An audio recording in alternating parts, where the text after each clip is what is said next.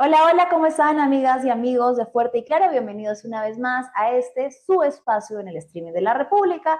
Como todas las tardes, por aquí Manuela Camacho, que los va a acompañar de 3 a 4. Hoy tenemos un programa variadito, pero quiero ir directamente al tema porque tengo mucho que decir sobre este primer bloque en el que vamos a abordar lo que es un nuevo retroceso inminente que se está buscando desde el Congreso para atentar una vez más contra las mujeres peruanas. Un proyecto de ley presentado por la bancada que parece odiar a las mujeres, Renovación Popular, que tiene como objetivo criminalizar la denuncia en contextos de violencia familiar. Estamos hablando de un proyecto presentado por el discípulo, alumno estrella de Renovación Popular, el congresista Alejandro Muñante, el proyecto de ley 1156.1, que busca incorporar el artículo 402A de denuncia falsa en casos de violencia familiar al Código Penal. ¿Por qué incorporar? Porque ya existe en el Código Penal un delito tipificado como denuncia falsa que puede perseguir este supuesto. Lo que Alejandro Muñante quiere hacer es dejar en claro que este se dé en el supuesto en el que mujeres denuncien casos de violencia que no lleguen a sentencia o integrantes del núcleo familiar.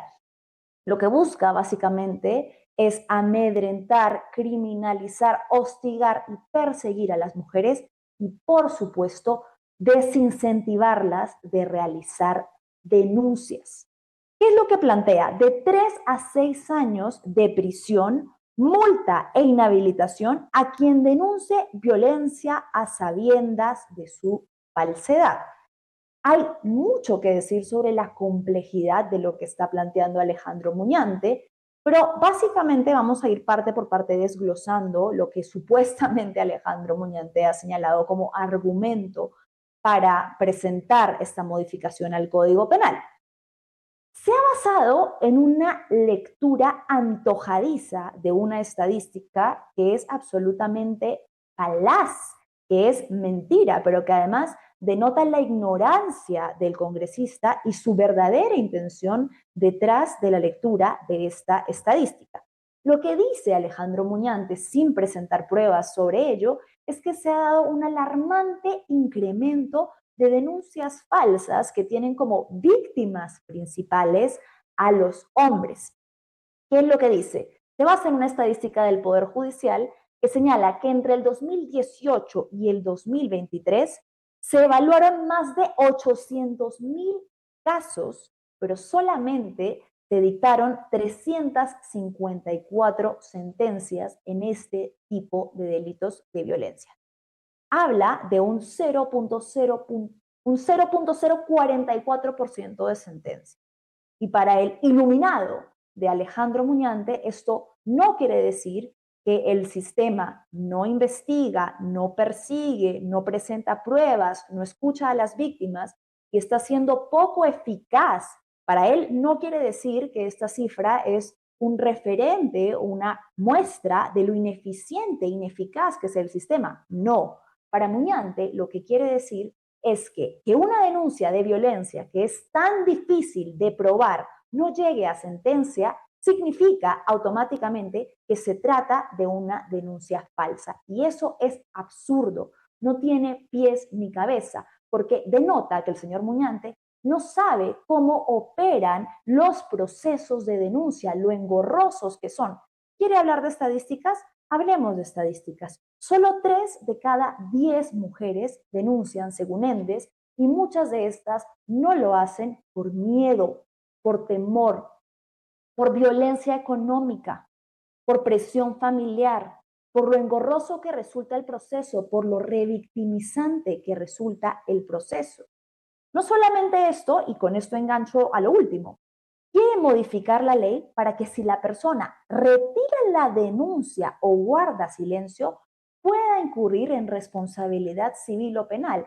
Es decir, que si una mujer que denuncia a su agresor cansada del sistema ineficiente que solo la hace gastar dinero, la hace atender a cientos de citaciones que no sirven para nada, en la que la revictimiza una y otra vez preguntándole lo mismo, aparentando además que ella tuviera la culpa y que no le cree. Si ella decide que después de años de un proceso engorroso quiere retirar la denuncia, entonces las consecuencias van a ser para ella. Alejandro Muñante hace lecturas, repito la palabra, antojadizas y acordes a su agenda de las estadísticas. Hay algo más. Propone sanción e inhabilitación para los abogados, para los médicos, para los peritos que puedan haber participado en caso se determine que por no llegar a una sentencia, una denuncia es falsa, lo que repito, no tiene pies ni cabeza, y sostiene que entre sus supuestas justificaciones existe lo que les decía, un incremento de denuncias falsas. Hay algo que en particular, y aquí me voy a salir un poco del guión para ir a lo personal, me genera mucha preocupación. Muñante considera que las medidas de protección que le otorga el Poder Judicial a las víctimas, otorgadas sin audiencia, son una forma de violencia legal contra el hombre. Señor Muñante, ¿cómo se nota que usted no tiene cerca y jamás en la vida ha escuchado a una mujer que tenga que seguir un proceso penal por un tipo de violencia como esta? Aquí presente un ejemplo. Y le voy a decir algo, nuevamente señalo, partiendo de mi experiencia personal. Desde el año 2024, no solamente yo, sino otras 5 periodistas, llevamos un proceso penal contra el mismo hombre, Yalmar Enrique Lainez Sánchez, por el delito de acoso sexual y violencia psicológica. Yo le podría mostrar, pero no me interesa probarle nada a usted, la cantidad de folios que hemos entregado como parte de prueba de este proceso, de las violencias que este hombre ha ejercido contra nosotras. Evidentemente, sí, a nivel psicológico, pero no solo eso, las amenazas explícitas contra nuestra vida, diciendo que nos iba a violar, que nos iba a matar y hacerle de todo a nosotras, a nuestros familiares, etcétera, etcétera, etcétera. Gracias a eso, yo logré obtener medidas de protección a favor mío que le impedían a este acosador acercarse a mí. Y gracias a esas medidas de protección es que hoy tengo un poquito de tranquilidad porque el proceso tradicional por violencia no ha avanzado de manera célere, sigue en curso, pero el proceso que se pudo instalar por las medidas de protección fue lo que permitió que Yalmar Enrique Lainez Sánchez esté hoy en la cárcel. ¿Por qué? Le voy a explicar, ya que usted claramente no sabe cómo funciona esto. Las medidas de protección establecen, evalúan, no se otorgan, como usted dice, sin evaluación previa de ningún tipo, no. Se evalúan previamente la situación en la que se encuentra la denunciante y se valoriza si es que existe algún tipo de riesgo o peligro. En mi caso era evidente que lo había. Gracias a que obtuve esas medidas de protección y gracias a que este sujeto, como era de esperarse, las violó, pude tener acceso a un proceso en flagrancia.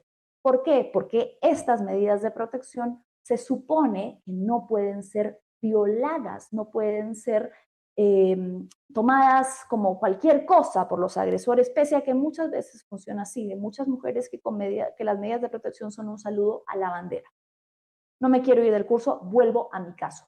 Gracias a que Yalmar Enrique Lainez Sánchez, mi acosador, violó mis medidas de protección, pude tener acceso a un proceso en flagrancia. En ese proceso en flagrancia, la jueza, pese a la cantidad de pruebas que le entregamos de que mi vida, mi integridad, mi salud y la de otras 5 periodistas estaba en riesgo, dictó para Yalmar Enrique Lainez Sánchez una prisión suspendida. ¿Qué quiere decir esto? Que evaluó que sí había peligro, sí había riesgo, pero no lo suficiente como para apartarlo a él de nosotras o de encarcelarlo, de tenerlo alejado de la sociedad, porque no era solamente un peligro para nosotras, era un peligro para todas las mujeres, un patrón de comportamiento acosador y abusivo. Le dio prisión suspendida. ¿Y qué pasó? Ese señor, reitero, con un comportamiento que era de esperarse, como es el de un acosador sexual, las violó nuevamente. En los lineamientos de comportamiento que establecen las medidas de protección, se le decía que él no podía violar esas medidas de protección que se me habían otorgado, sin embargo, lo hizo. volvió a acosarme nuevamente, volvió a buscarme para decirme que me iba a matar, que sabía dónde vivía, que me iba a violar, que me iba a hacer de todo. Cosas sumamente violentas, quiero decir, en las que obviamente no voy a entrar en detalles, pero que me tenían a mí sumida en una situación de depresión, de pánico, de no poder salir de mi casa, de mucha angustia, estrés, ansiedad, etcétera. Gracias a que Yalmar Enrique Lainez Sánchez violó esas medidas de protección y se consideró que estaba actuando en agravio del Estado, la prisión suspendida pasó a ser una prisión efectiva. Gracias a eso, después de un año, logramos que se detenga a una persona que estaba requisitoriada. Yalmar Enrique Lainez Sánchez hoy cumple prisión gracias a que mis medidas de protección se hicieron efectivas. Es una de las pocas herramientas que tenemos las mujeres para protegernos, para defendernos ante casos que son sumamente largos, investigaciones que no avanzan. Mi caso formal por el delito de acoso sexual no avanza. Está en curso desde el 2024, estamos 2026. Si no hubiera sido porque se me otorgaron estas medidas, probablemente Yalmar seguiría en su casa acosándome no solamente a mí, sino a muchas otras mujeres. Para hablar de este caso y más, hoy tenemos una invitada especial. Chicas, ¿me confirman por favor si ya está la congresista Ruth Luque conectada? Ok, estamos esperando entonces que ingrese. Vamos a seguir hablando de lo que plantea el proyecto. Hay algo importante que es lo que yo les estaba señalando. Ojo, este delito ya existe, ya está tipificado en el Código Penal, el artículo 402, que aplica a cualquier persona que haga una denuncia teniendo conocimiento que esta es falsa. No es necesario crear un delito específico solamente cuando la denunciante es mujer o integrante del grupo familiar. El objetivo o la intención que Muñante tiene al hacer esta tipología específica es evidentemente para asustar y para hacer que desistan las mujeres en casos de violencia. Jurídicamente es una medida además absolutamente revictimizante y ya lo han dicho diversas especialistas porque traslada la carga de la prueba a la víctima, a la denunciante, a la sobreviviente. Cuando uno hace una denuncia, además de que ya de por sí sabe a lo que se atiene, generalmente se espera en un país civilizado en el que el sistema de justicia funcionase, que es este el que tiene las herramientas y los órganos especializados para investigar. ¿Sí? Uno entrega las pruebas para la denuncia, pero a quien compete el proceso de investigación es a la Fiscalía, al Ministerio Público, ¿sí? A la entidad a la que uno está haciendo la denuncia. Esto cambia el sistema hacia la carga de prueba, la carga probatoria en el peso de la víctima. Y este tipo de delitos, además, son difíciles y complejos de comprobar. Muchas veces, por ejemplo, la tipología es violencia psicológica. ¿Hay formas de probarla? Claro que sí, pero la mayoría de veces el sistema te cuestiona si realmente has sido víctima de eso. Cuando se trata de violencia física, señor Muñante, ¿usted cree que las mujeres andan con el celular y la cámara activa todo el tiempo para poder registrar cuando van a ser víctimas de acoso sexual callejero, cuando su pareja las va a violentar porque dijeron algo que no les gustó, cuando su pareja va a intentar asesinarlas porque han tomado la decisión de terminar una relación? No. Pero además, como yo señalaba al inicio, hay cierta complejidad implícita en este tipo de denuncias. Muchas veces, por la situación actual y la realidad en la que viven la mayoría de las mujeres en el país, hay dependencia de cierto tipo con el agresor. Por ejemplo, violencia económica, dependencia económica. No puedo denunciar o decido retirar mi denuncia porque si no la hago, entonces mi pareja a la que denuncié me ha amenazado con que no me va a pasar la pensión para mis hijos. Y yo, una mujer en situación vulnerable, necesito de ese dinero para poder alimentarlos. ¿Qué hago? Retiro la denuncia. No solamente eso, presión familiar. Cuando ocurre al interior de los vínculos familiares, muchas veces entonces Hay en la persona, la familia cercana al agresor o al entorno que dice no lo hagas, le estás haciendo daño, una que se siente poco sostenida, revictimizada y puede terminar también por retirar la denuncia. No solamente eso, señor Muñante, ¿usted tiene alguna idea de lo costosos que son estos procesos? Muchas veces, la mayoría, recaen sobre abogados de oficio. ¿Quiénes son los abogados de oficio? Los abogados que presenta el Ministerio Público para las víctimas. Y estos abogados están saturados de casos, por lo que el proceso es aún más lento. No tienen quizás la disposición, pero no tienen el tiempo, no tienen las herramientas, no tienen el presupuesto para priorizar estas denuncias, por lo que los procesos se hacen largos y engorrosos. Y nuevamente, la base de todo esto, que es la falacia principal de lo que ha establecido el señor Muñán. Usted no está hablando, y esto es muy claro en su proyecto de ley, de personas que han sido absueltas. Usted no habla en su proyecto de ley de denuncia falsa, la consideró como tal porque la persona denunciada ha resultado absuelta. Lo que usted está diciendo es que considera denuncia falsa cuando el caso ha sido archivado. ¿Tiene usted idea de la cantidad de casos de agresores reincidentes que han sido archivados? Revise nada más ligera o superficialmente antes de atreverse a presentar un proyecto de ley que va a atentar contra la vida de tantas mujeres las cifras de feminicidio y los antecedentes de los feminicidas. Un importante porcentaje de quienes cometen estos crímenes ya tenían denuncias, denuncias que o bien nunca prosperaron o denuncias que fueron archivadas y pese a ello son personas que han terminado matando, cumpliendo con el cometido de toda esa espiral de violencia que usted ahora pretende ignorar y han terminado gozando de la impunidad de un sistema que les permite estar libres, agrediendo, amenazando, para finalmente concretar estas amenazas a través de una violencia extrema como lo es el feminicidio. Entonces, ¿cómo pretende usted decirle a las familias de estas víctimas de feminicidio que sus agresores no lo eran realmente o según su nuevo planteamiento, podrían haber sido víctimas, más bien, ellos eran víctimas de una denuncia falsa porque esta resultó archivada? Esto no tiene sentido porque evita poner la gravedad de lo quebrado que está nuestro sistema de justicia sobre la mesa y más bien hace una lectura antojadiza de las sentencias, de la poca cantidad de sentencias, para decir que se trata de denuncias falsas. Esto desconoce cómo opera la violencia y el objetivo es muy claro, es enviar un mensaje de amenaza, de terror, de amedrentamiento, de persecución a las víctimas. A ver, vamos a ver si me pueden poner por favor el documento de las justificaciones del señor Muñante para poder leer alguna partecita, querido switcher. Póngamelo en pantalla, por favor, para poder leerlo grande.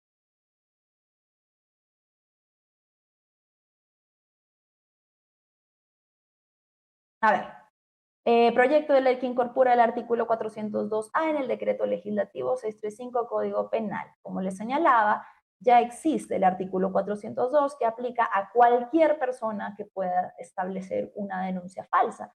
Ya es algo que se persigue, ya es algo que tiene carácter punitivo. A ver, aquí está. Entonces, objetivo de la ley, la presente ley tiene por objetivo incorporar el artículo, el que les señalo, muévelo un poquito por favor, no lo leo, en el Código Penal respecto a las denuncias falsas contra integrantes del grupo familiar. La finalidad de la propuesta legislativa es impartir una correcta justicia en las denuncias falsas por violencia contra integrantes del grupo familiar, preservando los derechos al honor, a la buena reputación, a la imagen del afectado. Y aquí está. El artículo 402A, el que se establece que el que formula denuncias falsas en casos de actos de violencia contra la mujer integrantes del grupo familiar, a sabiendas de la existencia del hecho denunciado, o atribuyendo falsamente su comisión a personas distintas del verdadero autor. Con la, no leo más. Chicas, bájenlo por favor. Ah, ok, ya, no tienen más. Bueno, entonces esto es lo que establece el delito y hay otra gráfica donde Alejandro Muñante pone supuestamente un dibujito de la poca cantidad de sentencias. A ver, lo vamos a ver.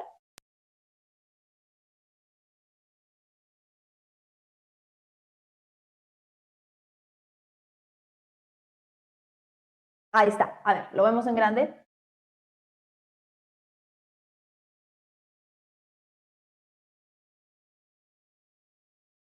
Entonces, él dice, y acá miente descaradamente, si observamos la realidad, pone más del 99% de casos de violencia contra la mujer, no sentencia. Y pone fuente. Eso no es una fuente, señor, eso es una data que usted está interpretando, pero la fuente la tiene que colocar, que es el Poder Judicial. Si observamos la realidad de países más desarrollados en enfoque de género, nos vamos a encontrar con una cifra del mismo patrón. Es más, con una cifra que abiertamente demuestra que gran parte de las personas denunciadas eran en realidad inocentes.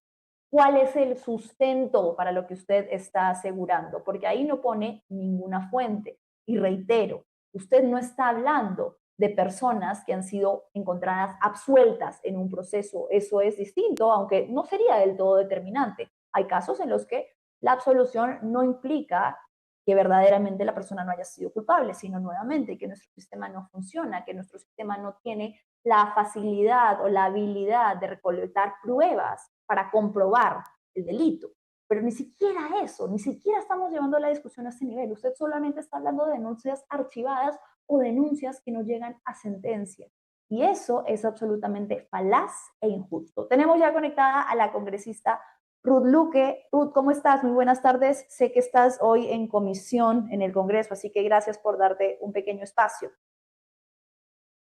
Muy buenas tardes, muchas gracias por la entrevista y me parece además relevante que este tema se pueda dialogar cuando estamos ante, de verdad, una situación en la cual puede no solo desproteger a muchas mujeres, sino puede terminar generando un beneficio a presuntos agresores y donde el sistema de justicia, que hoy no responde de manera eficaz, puede terminar más bien siendo una herramienta que ayude a generar complicidad y silenciar a las mujeres.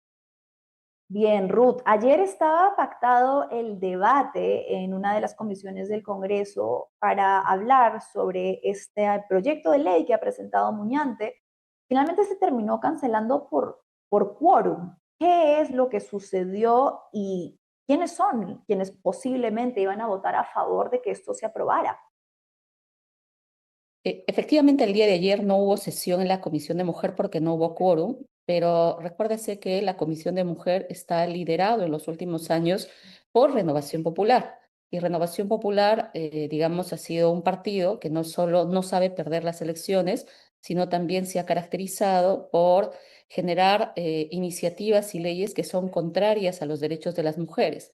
Ellos tienen un discurso extremadamente fundamentalista, muy marcado además por sus posiciones vinculadas a sectores de iglesia ultraconservadoras y esa posición religiosa que tienen han decidido trasladarla al debate político y lo que están generando, además de leyes que tienen como la eliminación del enfoque de género, la eliminación del lenguaje inclusivo, que además hay normas que se han sumado a las famosas leyes pro crimen, pro impunidad, se suman además propuestas de esta naturaleza, ¿no es cierto?, en el cual malinterpretan y malutilizan el tema del principio de igualdad para más bien asumir ante la población que lo que quieren ellos generar es supuestamente defender a personas que han sido injustamente denunciadas.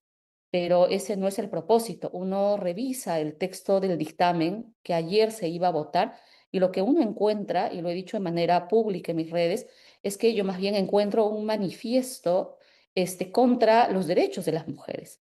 Hay Total. afirmaciones que me parecen realmente gravísimas, desde lógicas en cómo pretender, parece que incluso reeducar a las mujeres, desde afirmaciones que dicen que este es un problema no solo de Perú, sino es un problema donde hay países que tienen el tema de género, o desde afirmaciones peligrosas que señalan que toda situación de archivamiento es porque no se ha comprobado la conducta agresora. Y eso es muy peligroso porque sabemos bien que las mujeres que hemos sido víctimas de violencia, es que estamos ante un sistema que muchas veces no responde de manera oportuna, los procedimientos no generan una sanción que son inmediatas, a veces los procesos terminan en 3, 4 años, ese es el sistema que tenemos, y el único mecanismo ágil que quizás se tiene es las medidas de protección.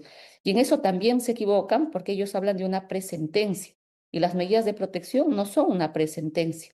¿No? Son decisiones que se dan en el marco de una decisión judicial razonada para velar de manera inmediata cuando una persona esté pues en riesgo o haya sufrido algunos hechos de violencia.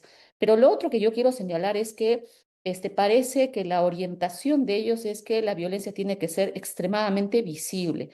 Y colocar ese estándar de extremadamente visible significa que estás negando que hay estas formas de violencia que muchas veces no se expresan, ¿no es cierto?, de manera extrema, como puede ser un feminicidio, ¿no? La violencia en los espacios del hogar muchas veces son situaciones que se presentan de manera mucho más compleja. Cuando hay una situación incluso de poder, especialmente cuando hay una mujer que, digamos, no trabaja y está sujeta a la dependencia económica, esa mujer probablemente va a encontrar menos formas o menos maneras de hacer una Pues, denuncia. ¿No? Entonces, creo que las afirmaciones que se hacen en el texto del dictamen son, desde mi punto de vista, gravísimas, no tienen ninguna opinión, además, que recoja argumentos jurídicos sólidos, porque todas las entidades, incluyendo el Ministerio de la Mujer, ha opinado en contra, y más bien se han sujetado en posiciones de sectores que son cercanos a Renovación Popular y que están orientando este discurso, que aquí estamos ante un sector, digamos, de hombres que presuntamente han sido inocentes. Y cuando se olvida de que ya en el sistema jurídico tenemos además la figura de la denuncia calumniosa, que tendría que ser el mecanismo si es que ya alguna persona, existe. sea hombre o mujer, se sienta agraviada, ¿no? Ya existe ese mecanismo, es absurdo querer tipificarlo para este tipo de violencias, porque lo que denota, congresista, y ahí va mi siguiente pregunta, es que quienes sí tienen una agenda marcada antiderechos y sobre todo contra los derechos de las mujeres son Renovación Popular, porque no es solo esto. Usted mencionaba algunas de las otras iniciativas legislativas. Una de las más preocupantes, que todavía no se ha aprobado, pero que podría aprobarse, es la de la modificación del delito de feminicidio.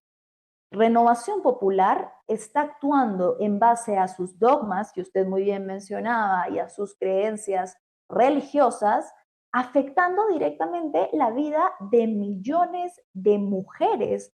Congresista, ¿qué opina también sobre este proyecto? Sí, mira, sobre este proyecto los argumentos son similares al otro de una creación de sanción a las mujeres, ¿no? Porque el argumento central sigue siendo el mismo, ¿no? Ellos parten de una Igualdad. afirmación que hombres y mujeres son iguales. Y creo que no estamos de acuerdo en que todas las personas somos iguales ante la ley. De eso no vamos a cuestionar. Pero aquí el problema es cuál es la naturaleza y cuál es el problema central que tenemos en el país. Y en el país lo que tenemos es que aún las cifras de violencia siguen teniendo como principal rostro a mujeres, niñas y niños. Ese es el principal rostro que tenemos. Y el nacimiento de la figura de feminicidio en nuestro país se da precisamente ante hechos y casos gravísimos donde parejas, sea conviviente, sea expareja, sea el esposo, el cónyuge, ¿no es cierto?, por determinadas razones, terminaba ejerciendo la violencia hasta asesinar o hasta eliminar la vida de una mujer. Y eso, lamentablemente, en nuestro país existe y se ha presentado. Entonces, esa es la naturaleza del surgimiento del delito de feminicidio. No estamos ante una figura que ha pretendido sobreponer mejores derechos a las mujeres. No, más bien como Estado comprometerse a que más bien una situación gravísima que no debería presentarse sea una manera en la cual no termine perpetuándose situaciones de violencia que terminan en graves hechos de feminicidio. Entonces, pensar que esta figura tiene que ser reemplazada y hay que llamarla de otra manera, significaría además que terminen beneficiándose hoy personas que han sido sentenciadas por el delito de feminicidio. En esto me parece grave porque si el texto se modificara, ¿qué es lo que va a suceder en el marco penal? En el marco penal, un abogado siempre va a apelar a una figura que existe, aquel que favorece más al procesado, al condenado. Entonces, al eliminarse la figura del feminicidio y buscar otra figura, probablemente muchos abogados y muchos feminicidas que han matado a mujeres y que están hoy condenando o que están siendo investigados, se van a beneficiar de esta nueva figura. ¿No es cierto? Van a solicitar nuevo juicio, van a solicitar su adecuación. Entonces, eso es lo que quiere Renovación Popular. Lo que Renovación Popular parece que quiere es además beneficiar a un conjunto de investigados sentenciados por delitos de feminicidio. Y eso significa además perpetuar y revictimizar y evitar el acceso a justicia que le corresponde a las familias. Hoy en la figura de feminicidio tenemos además otro hecho grave. O sea, lo que más bien tendríamos que regular es el tema de la tentativa, mejorar la fórmula de la tentativa de feminicidio, cosa que no está claramente establecida. Eso es lo que tendríamos que hacer. Yo tengo una iniciativa sobre ese tema que nunca se ha abordado. No debería el Congreso de la República tener que estar priorizando, pero bueno, lo prioriza porque pues lamentablemente estamos ante comisiones que presididas por partidos que se han caracterizado de aprobar leyes pro crimen, ¿no es cierto?, pro impunidad, así que no sorprende que hoy también avalen leyes contra los derechos de las mujeres. Congresista, tenemos un pequeño fragmento de lo que ha sido su intervención hoy en el Congreso, en la Comisión de Constitución. Le invito a que lo veamos brevemente para que la audiencia pueda escuchar lo que dijo, que me pareció muy directo, hablando sobre cuáles son las verdaderas ilegalidades y lo comentamos. Vamos brevemente a ver su intervención. Y si de ilegalidades vamos a hablar, señor presidente, yo voy a hablar de 3 ilegalidades. Una primera ilegalidad, haber permitido que el 13 de abril se haya permitido elecciones con ninguna base normativa, cuando las elecciones habían acabado el 12 de abril. ¿Producto de qué? Producto de presiones políticas que terminaron el sistema electoral cediendo. Esa es una ilegalidad. Segunda ilegalidad, que la Junta Nacional de Justicia haya aceptado la renuncia del señor Corbeto, cuando ese cargo es irrenunciable y tenía que haber acabado el proceso electoral. Esa es una ilegalidad. Otra ilegalidad, empezar a hablar de nulidad de elecciones cuando argumentos que se han dicho acá, incluyendo sus especialistas, no tienen ninguna base normativa. Porque, ojo, en el caso de los centros poblados, eso y la permisión de a que hayan mesas siempre se han generado y ha sido precisamente para acercar que el poblador de las zonas rurales vote.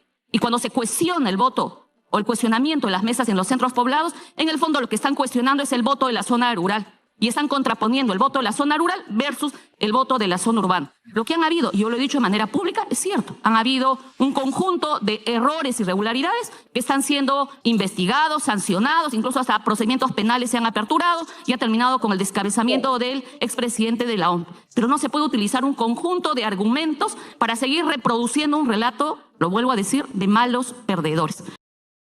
Congresista, usted ha hablado entonces de verdaderas irregularidades. Me imagino, ante el debate que se estaba sosteniendo, que sigue impulsando la narrativa del fraude. Eso sucedió hoy, si pudiera contarle un poco a la audiencia, ¿no? ¿Qué se estaba debatiendo? ¿De qué se estaba hablando en esta Comisión de Constitución? Sí, hoy día la Comisión de Constitución, además liderado por el Fujimorismo, que no se pone de acuerdo si finalmente le van a seguir haciendo el juego a Renovación Popular o si realmente han terminado por aceptar ya los resultados del 2021, ha decidido convertirse en un espacio para continuar con el relato fraudista y el relato de malos perdedores. Han traído al representante de la OMPE, Estado de la RENIEC, no vino el presidente del Jurado Nacional de Elecciones, quien informó que estaban en una sesión que se han convocado. En esta sesión, además, hay congresistas que han solicitado incluso la renuncia del presidente del Jurado Nacional de Elecciones. Algunos han hablado hasta de denuncias, han hablado que lo quieren traer al Pleno del Congreso. Me parece realmente grave porque no es solamente que no quieren aceptar que han perdido. Lo que quieren es, como lo he dicho en mi segunda intervención, no quieren dejar el poder. Ellos lo que quieren es aleccionar, quieren castigar, quieren someter y seguir sometiendo a las autoridades y todo aquel que se oponga y manifieste una posición contraria a un relato que siguen construyendo. Porque yo me pregunto, a ver, ellos han logrado las elecciones complementarias y legales el 13 de abril. Han logrado que ahora incluso el presidente del Jurado Nacional de Elecciones hable de una auditoría. han logrado que la Junta Nacional de Justicia, que es su junta, saque al señor Corbeto y una decisión ilegal. Han logrado todo eso. Ahora, ¿qué cosa quieren lograr? O sea, ¿qué quieren lograr? Lo que quieren es que no se proclamen resultados, ellos quieren seguir en el poder y no quieren, no es cierto, que no haya segunda vuelta, pero además, si es que hay segunda vuelta, quieren asegurarse ganar ellos. O sea, no quieren perder. Ese es Claro, el de fondo ninguna del manera. asunto. Y aquí y creo que es importante empezar a decirlo en voz alta, porque aquí no se trata, digamos, si está el partido Juntos por el Perú, si está otro. Aquí el tema es la disputa del poder. Aquí el tema es si realmente como población, y desde las diversas autoridades y voces que nos mantenemos en una línea democrática, vamos a seguir tolerando actitudes y utilizaciones del Parlamento para esto, porque este Parlamento hoy tiene a las fuerzas derrotadas en estas elecciones. Entonces, y estas fuerzas derrotadas en las elecciones quieren aleccionar a la población cómo se va a hacer la segunda vuelta y aprovecharse que están teniendo aún su curul para empezar a generar inhabilitaciones, porque eso es lo que han hecho. Lo único que ellos tienen es mayoría de votos y hemos visto cómo pueden terminar castigando a quienes para ellos les resulta incómodos. Y esa es una situación que se ha normalizado en los últimos años. Entonces, son una mayoría que domina. Yo soy una persona en esta sesión que ha dicho algo contrario, diferente a ellos. Entonces, Ujú. y es una posición, digamos, que creo que pensamos millones de peruanos que estamos hartos, estamos cansados de esta clase política que no aprende a perder, pero que además quiere imponerle a la población un tipo de democracia y eso no lo podemos permitir. O sea, yo por lo menos voy a seguir denunciando y voy a seguir hablando, así no le guste al fujimorismo, no le guste a Renovación Popular, no le guste a las otras fuerzas que han perdido, porque somos más los peruanos que queremos que se respeten las elecciones, se respete el voto popular. Bien, y congresista, una última pregunta, eso que dices muy claro, pero creo que es importante seguir alertando a la población sobre los proyectos que el Congreso quiere aprobar en este poquito tiempo que le queda. Usted había dicho que hoy se iba a debatir un proyecto del señor Rospigliosi que busca modificar la tipificación de los delitos de lesa humanidad, un nuevo ataque contra los derechos humanos y para nuevamente lograr lo que vienen impulsando hace mucho tiempo, amnistías para los militares condenados ya por este tipo de delitos. Sí, mira, ¿Se este debatió? tema es parte. No, no se debatió, porque se dedicaron pues a hacer una comisión del fraude, ¿no? Eh, Esta otra iniciativa es parte de este plan pacto de impunidad que tiene, ¿no? Donde no importa las víctimas, lo que importa es la impunidad y salvar a quienes han violado derechos fundamentales. Tú recordarás que ya el señor Rospigliosi es autor de otras leyes pro impunidad y el Tribunal Claro. Constitucional, elegido por esta mayoría parlamentaria, ha decidido convalidar a través de una sentencia. Y en esa sentencia, el Tribunal Constitucional les dice, tiene que regularse de mejor manera los delitos de lesa humanidad. Bueno, de manera muy ágil, ¿no es cierto? El señor Rospigliosi presenta una iniciativa legislativa que, ojo, ha sido presentada este año y lo hace en un contexto en el cual él ha estado pidiendo castigo a jueces que han estado aplicando principios, ¿no es cierto?, de control difuso, principios en los cuales los jueces han estado ponderando la aplicación de normas internacionales de derechos humanos o temas constitucionales. Entonces, lo que están haciendo es cambiar la configuración de los delitos ya establecidos en el Código Penal, están generando, digamos, una nueva definición sobre eso. Y si uno revisa la definición, significaría que estén fuera todos los casos que ya en nuestro país se han avanzado y que tienen que ver con hechos que se han cometido entre los 80 y 2000 por conflicto armado interno. Porque además se están asegurando de colocar una disposición para que todos lo que no cuadre en esta tipificación de la ley de Rospigliosi pase a ser delito común. ¿Qué efecto podría tener además con otros casos? Ya no hablemos ni siquiera de los 80 y 2000. Hablemos de las 50 víctimas del gobierno de Dina Boluarte. Tampoco entrarían acá y no podrían ser considerados, ¿no es cierto?, delitos de graves violaciones a derechos humanos. El caso de lo que ha sucedido en Colcabamba. Tú no lees esta definición Tampoco podrían ser sancionados ni investigados las fuerzas del orden por delitos graves de violaciones a derechos humanos. Entonces, estamos hablando ante una ley Rospigliosi pro impunidad que reacciona frente a jueces que no quieren someterse y no quieren aprobar leyes que son claramente pro impunidad. Así que esta es una versión para someter a jueces, pero además una iniciativa que se ha presentado hace poco y de manera rápida se dictamina. Ha pasado solo a la Comisión de Constitución, no ha pasado a la Comisión de Justicia, que al final termina siendo lo mismo, porque ya sabemos que también quien lidera la Comisión de Justicia también se somete al fujimorismo. Increíble, congresista, en el poco tiempo en el que tienen, no se quieren perder ni un solo día para lograr arrasar con todo lo poco que tenemos en estabilidad jurídica de defensa de derechos humanos y defensa de las mujeres. Le agradezco enormemente su tiempo, sé que tiene que regresar a sus labores parlamentarias, esperamos tenerla pronto y bueno, esperamos aún atentos a los resultados del conteo final del Senado para ver qué escaños podría ocupar ahora Nación. Muchas gracias, congresista. Muchas gracias. Y si me permites un segundo, yo espero que la OMP, el jurado, de una vez proclamen resultados electorales. Importantísimo, de acuerdo con eso. Muchas gracias. Ha sido la congresista Ruth Luque, quien además también está pues en esta espera, ¿no? Para saber, a pesar de la elevada votación que ha tenido por voto preferencial, aún no se ha determinado cuáles son los resultados electorales. Estamos 5 de mayo ya. Bueno, se ha estimado que va a ser para quincena de mayo, pero es importante que tengamos ya la vuelta a la página para poder dejar atrás estos discursos fraudistas y empezar ya a mirar hacia la segunda vuelta. Bueno, vamos a estar en breves minutos con el politólogo Darío Pedralio, con quien quiero conversar un poquito de coyuntura, pero antes de darle pase y para poder conversar con él sobre esto, quisiera que veamos un video en el que Rafael López Aliaga, líder de Renovación Popular, quien era candidato a la presidencia y estuvo, bueno, aún no se sabe, pero ha estado disputando el segundo lugar hacia la segunda vuelta, ha dicho que pese a que tendría ya un puesto asegurado, un escaño asegurado en el Senado, bajo esas condiciones él no lo aceptará. Vamos a escuchar qué fue lo que dijo. Va a juramentar como senador si digamos, se proclama... Te adelanto. En estas condiciones, ni loco. Ni loco va a juramentar como senador. Y su bancada... En estas condiciones, no.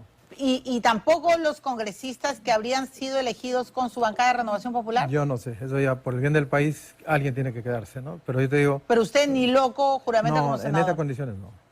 No, esto sería convalidar lo que es un delito, ¿no? Y yo creo que alguien tiene que quedarse. Yo tengo un necesitario que entrará pues a cubrir mis sitios, pero así ni muerto. No, pues...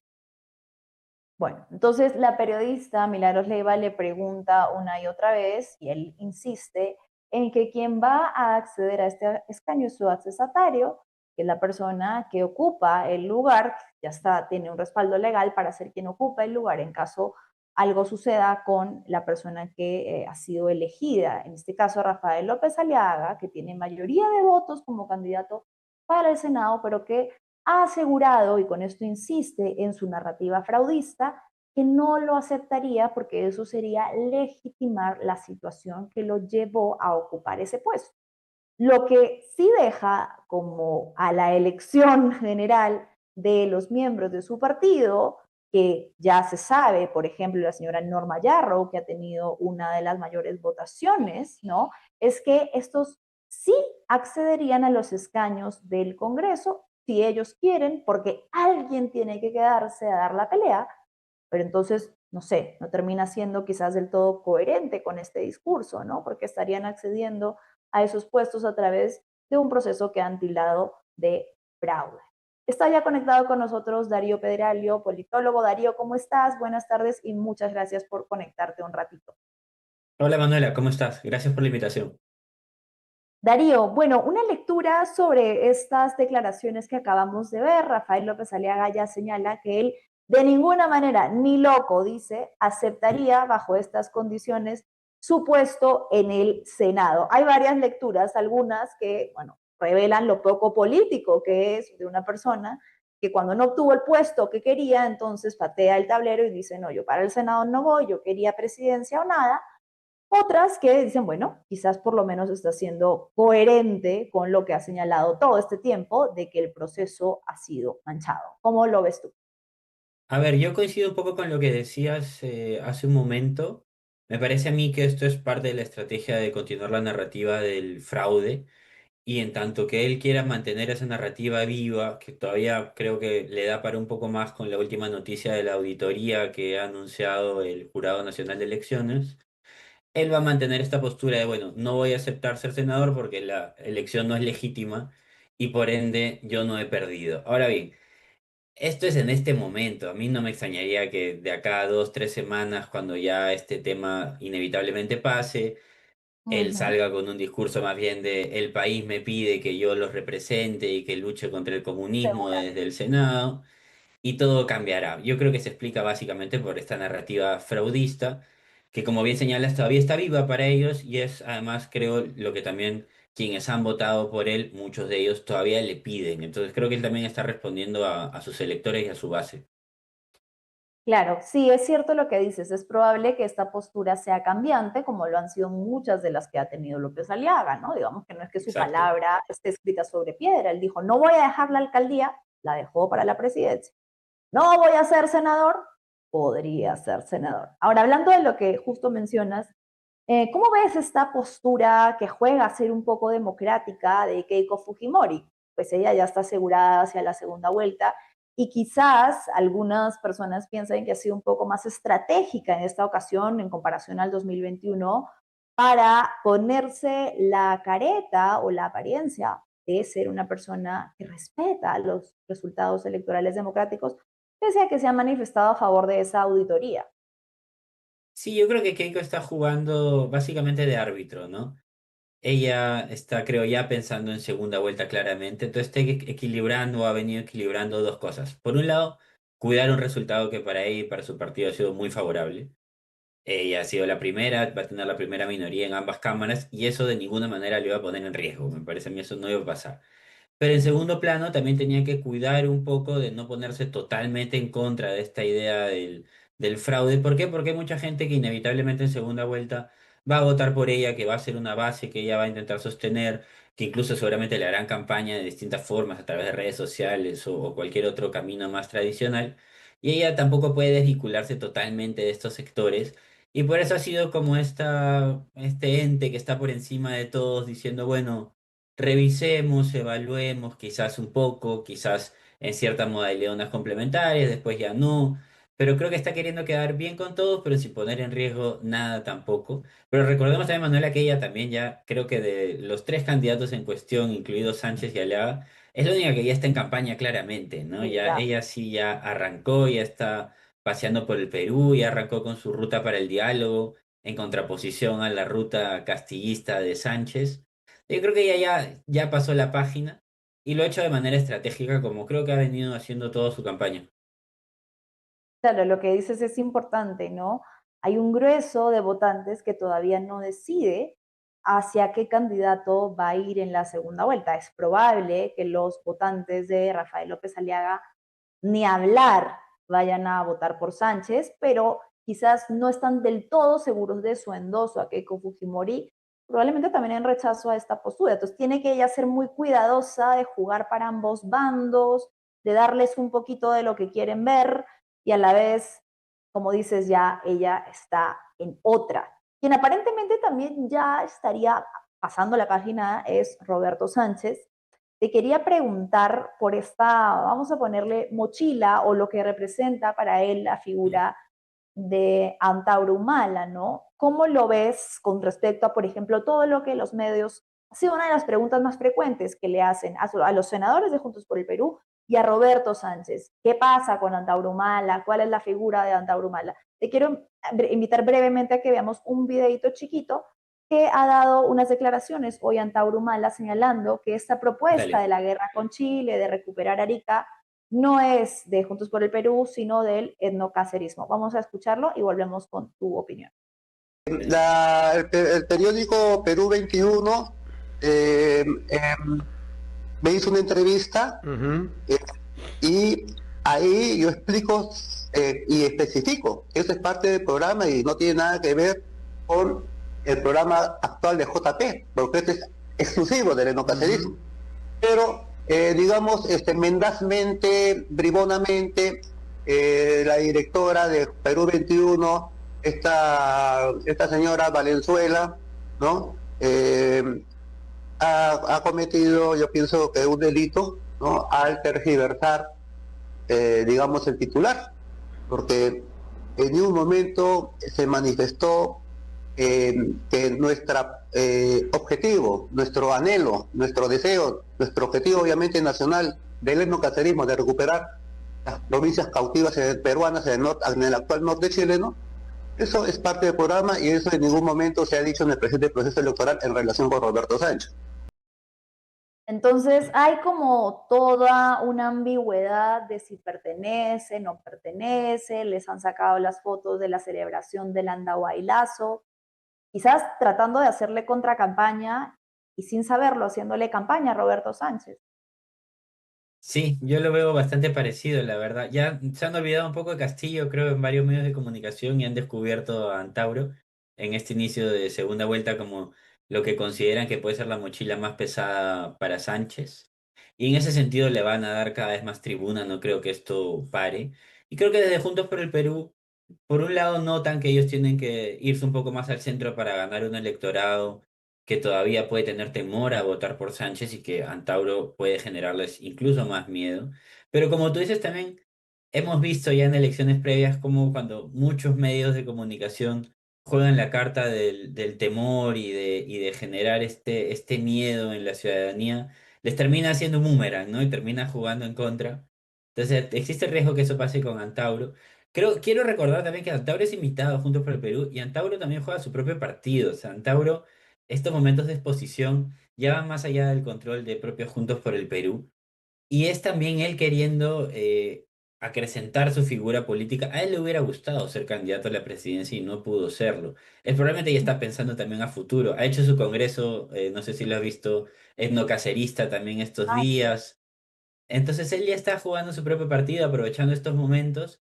Y creo ahí sí que Juntos por el Perú, como ya vienen haciendo algunos de sus voceros, sí tienen el reto de cara a que avance la segunda vuelta, de desmarcarse un poco de Antauro Humala, porque inevitablemente a sectores más urbanos y un poco más de la centroizquierda y del centro, que quizás tienen este vínculo antifujimorista, pero les da cierto temor a un Sánchez, la mochila de Antauro puede jugarle en contra. Y yo creo que ahí poco a poco lo van a querer dejar de lado. Ahora bien, no sé qué capacidad de control, como te decía, puede tener alguien sobre Antauro Humala, que creo que al final va a ser un poco lo que él quiera. eso yo te iba a preguntar, porque a mí sí me sorprende, conociendo cómo es Antauro Humala de radical en sus posturas, no está molesto. O sea, es decir, lo han bajado del barco desde todos los frentes posibles, lo ha dicho Anaí Durán, lo ha dicho el mismo Ujú. Roberto Sánchez, él no forma parte de Juntos por el Perú, sus propuestas no nos representan, y sin embargo, pues él no está molesto, incluso los ayuda un poco con entrevistas como esta, a decir, oye, un ratito, estas son mis propuestas, no son las de Juntos por el Perú, algo tiene que haber ahí para un Tauro, porque si no, a nadie le va a gustar invertir tiempo y espacios, ¿no? Para entrevistas y etcétera, y que al final te digan, no, tú acá no pintas nada. Sí, no, estoy de acuerdo con que en esta última entrevista que hemos visto ha bajado el tenor respecto a otros momentos. Ya no está tan molesto como decías tú y tan punzante de su María. Puede haber una conversación ahí entre Sánchez y algunos sectores Juntos por el Perú y él de decirle, oye, bajemos un poco, reculemos y quizás él está diciendo, bueno, vale la pena y quizás más adelante igual consigo algo de Juntos por el Perú. Igual a mí me parece que para Antauro Humala, como te repito, esta elección y estos días que vienen ocurriendo donde se ha centrado la atención a él, son momentos de mucho capital político, le están dando una visibilidad que él hace tiempo no tenía y que, claro, como regula un poquito ahorita, quizás más adelante vuelve a apretar el acelerador si lo considera que le va a rentar a él políticamente. Porque sí pienso que Antauro, como te decía hace unos momentos, está, si bien viene como parte de la alianza de Juntos por el Perú, junto con sectores castillistas, él en todo momento creo que está pensando en Antauro Humala y en su proyecto político ya a futuro y en cómo construir un partido que en este caso se lo han vetado, pero creo que él todavía tiene ahí la espina clavada. Y me parece que van a ir intentando jugar tanto de juntos como de Antauro, de qué le va conveniendo a cada uno en cada momento. Bien, Darío, este puede ser un lugar común del análisis, pero lo que ya todos podemos anticipar es que nuevamente aquí se va a jugar el antivoto. Sin embargo, por ejemplo, en las últimas encuestas de IEP, el antivoto de tanto Sánchez como Keiko Fujimori era bastante similar. Habían lecturas que decían que el antifujimorismo había perdido un poco el poder, la capacidad, mientras que también había un sector que se había aumentado en contra de las propuestas de izquierda. ¿Qué crees tú que nos depara hacia la segunda vuelta? ¿Cuál podría terminar siendo el voto decisivo? Porque hay un grueso de electorado todavía muy indeciso. Sí, ¿no? A ver, primera vuelta parece un voto más propositivo en el sentido de que la gente elige al que le parece la mejor opción o la que le parece la mejor opción. Y en esta sí nos enfrentamos con dos antis, ¿no? El antifujimorismo y el anticastillismo. Porque al final Sánchez es el proxy de Castillo y lo vinculan a él.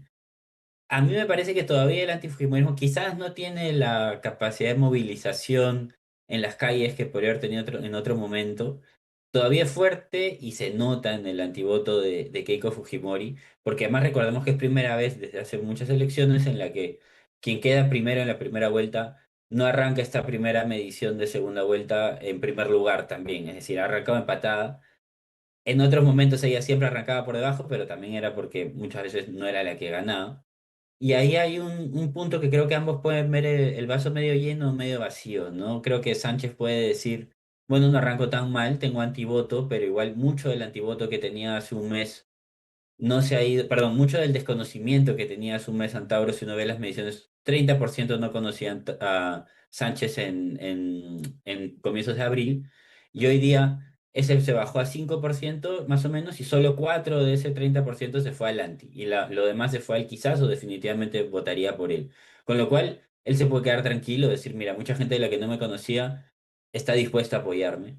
Y el antivoto de Keiko Fujimori también se redujo. Entonces puede ser que ahí haya un antivoto que no esté tan fuerte en este momento todavía, pero que a medida que avancen las semanas yo sí creo que va a ir calentando. Por un lado de Keiko Fujimori, donde el antifujimorismo se va a ir activando, me parece a mí que no necesariamente a través de movilizaciones como en otros momentos que eran gigantes y de mucho alcance nacional, pero que todavía estará ahí latente, quizás a través más de redes sociales y otras formas de movilización de esta época.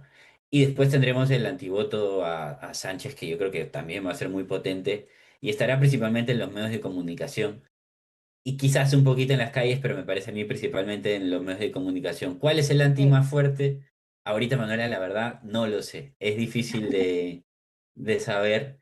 Sé que los dos son patados. potentes. Sí, están empatados, está muy parejo y sí ya depende un poco de la campaña de cada uno, de cómo va girando hacia el centro y saliendo cada uno de lo que ha sido un poco su discurso en primera vuelta, ¿no? Por un lado, Keiko, donde era el retorno al orden del padre, básicamente esa fue la promesa de su campaña en primera vuelta, creo que va a tener que salir un poco de ahí, la ruta del diálogo me parece que es un intento inicial, y en Sánchez salir de solo la bandera de liberación de Castillo y el castillismo, tiene que coger otro tipo de propuestas más vinculadas quizás a la izquierda más tradicional que podría haber representado Verónica Mendoza o Humala, o Yanta Humala, no Antauro Humala, o en esta ocasión quizás algo de Ahora Nación, y reivindicar ciertas cosas que ya no vinculen solamente al castillismo y pueda generar una agenda que sea propia y que no se le impongan desde el otro lado. Claro, también algunas posturas que ha tenido, como la de ablandar un poco este terror que había sobre el Banco Central de Por Reserva, decir ejemplo. a Julio Velarde, ¿no? Convencer un electorado que tiene miedo. Sí, sí, sí, y que además está en búsqueda de propuestas, ¿no? Porque, a ver, él ha representado a los sectores más pobres y históricamente desplazados que buscan cambios estructurales, pero ahora también va a tener que representar a una, digamos, una clase media y un sector urbano fuera de Lima que no necesariamente quiere los grandes cambios más radicales, pero que sí reconoce que, por ejemplo, hay sectores del Estado que no funcionan, salud, educación, qué sé yo, energía. Entonces, tener propuestas concretas en torno a estos temas, que hasta ahora me parece a mí que por lo menos no han sido la parte principal de su programa de gobierno ni de sus apariciones mediáticas, que le permitan a él construir bueno, en otro momento hubiera sido una hoja de ruta, seguramente le pondrán otro nombre, pero no me extrañaría que venga algo en ese camino donde ya ponga ciertos puntos sobre la mesa que no sean solo el castillismo y la liberación de Castillo o la nueva constitución. Vamos a ver cómo juega sus cartas cada uno. Te agradezco mil, Darío, se nos ha acabado el programa, por darte un momento para estar acá y veremos entonces qué nos depara la segunda vuelta. Eso, hasta la próxima. Chao, ha sido Darío Pedregalio, politólogo, a quien agradecemos nuevamente su tiempo. Y voy a cerrar rápido, chicas, con un par de comentarios nada más, porque siempre quiero tener en cuenta a las personas que se conectan con nosotros esta tarde. A ver, Jorge Morales, hola Manuelita, buenas tardes, con fuerte y claro todas las tardes, Jorgito, ya hacía falta tu comentario por aquí, gracias por conectarte, gracias por estar acá con nosotros. Roger Castro nos dice buenas tardes, conectándome al mejor programa de la tarde, Roger, fuerte y claro con la mejor información, hoy están cariñosísimos, me encanta, eso es el espíritu que quiero todos los días. Coile Medrano nos dice, qué desgracia estos miserables congresistas. ¿Y de dónde vinieron? Hay más y peor, querido Coile. ¿Qué más? Ruth Rivas. Hola, querida Ruth, qué bueno tenerte por aquí. Las leyes de esos fanáticos religiosos no se deberían promulgar. La religión no tiene nada que hacer en el plano legislativo, señores y señoras. Ojo, Rospigliosi es peor que Antaurumala, dice Ruth Rivas. Jorge Keiko ya pasó a la página y está en campaña por segunda vuelta y está tratando de capturar votos del sur y de los candidatos perdedores.